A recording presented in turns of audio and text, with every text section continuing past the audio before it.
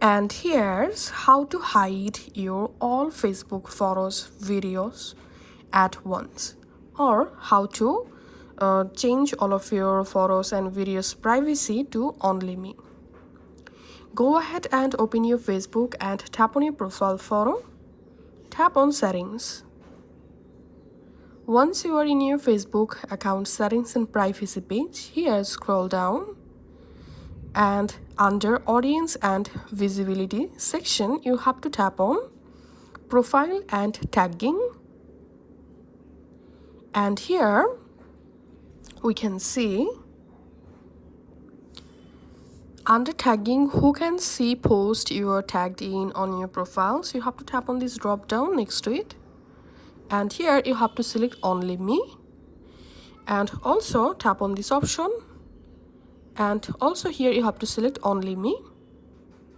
And now on, no one will be able to see your Facebook photos and videos on your Facebook profile.